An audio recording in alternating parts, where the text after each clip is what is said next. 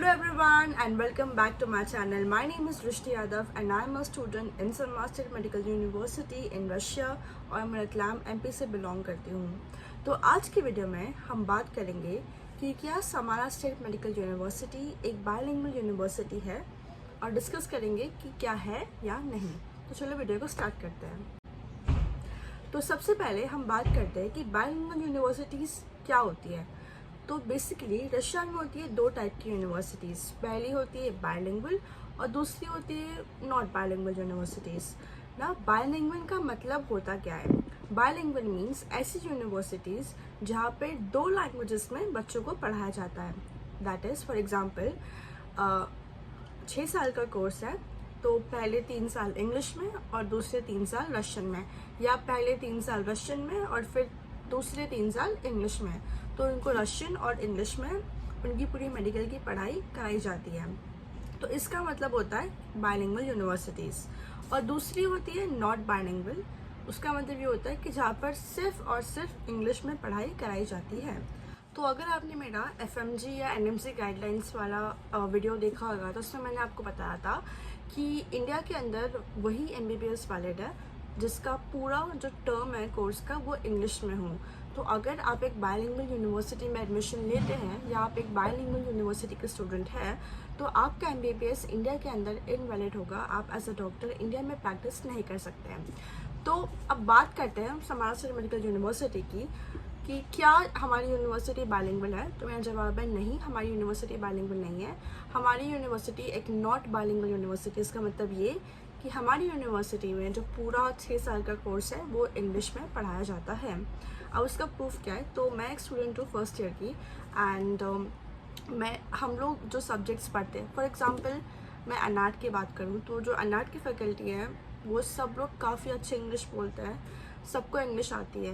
देखो जो इंग्लिश का जो फ्लुएंसी रेट है आपको थोड़ा कम मिलेगा यूनिवर्सिटी के अंदर, बिकॉज स्टिल अभी भी टीचर्स है they are trying to learn everything for the students. Specially जो इंडियन स्टूडेंट्स हैं या जो दूसरी कंट्रीज से बच्चे आते हैं, इजिप्ट से आते हैं या बहुत सारी कंट्रीज से आते हैं, उनके लिए अभी भी वो एडजस्ट कर रहे हैं।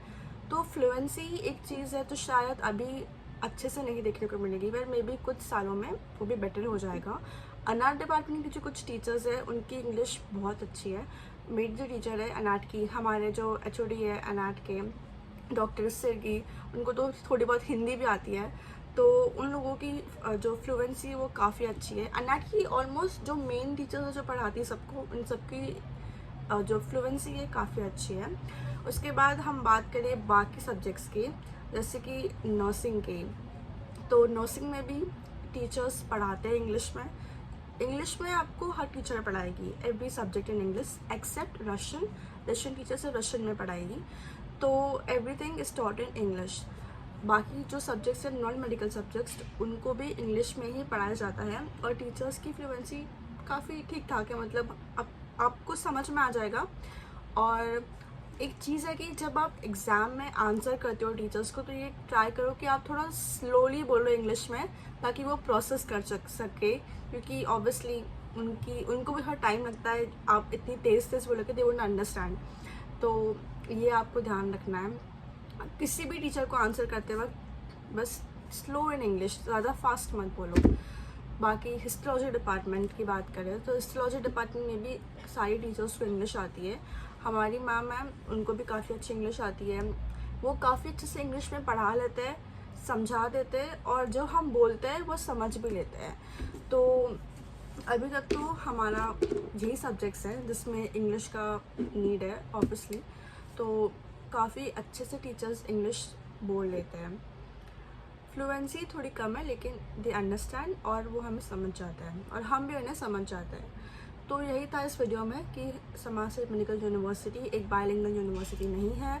उसमें पूरा 6 साल का कोर्स इंग्लिश में पढ़ाया जाता है। देखो बात ये ना, जब भी आप किसी भी यूनिवर्सिटी में एडमिशन लेते हो तो ये आपकी रिस्पॉन्सिबिलिटी बनती है कि आप जिस एजेंट के थ्रू ले रहे हो एडमिशन, उससे कंफर्म करो कि क्या हमारी यूनिवर्सिटी बायलिंगुअल है या नहीं।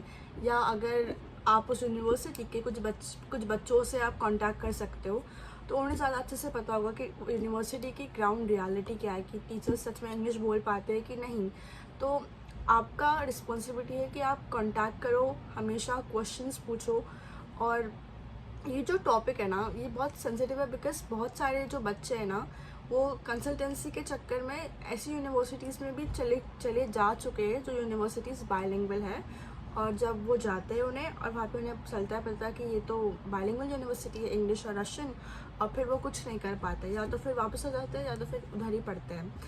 तो आपको इन बातों का ध्यान रखना है, क्योंकि अगर आपको इंडिया में प्रैक्टिस करना है तो आपका 6 साल का कोर्स पूरा इंग्लिश में ही होना चाहिए।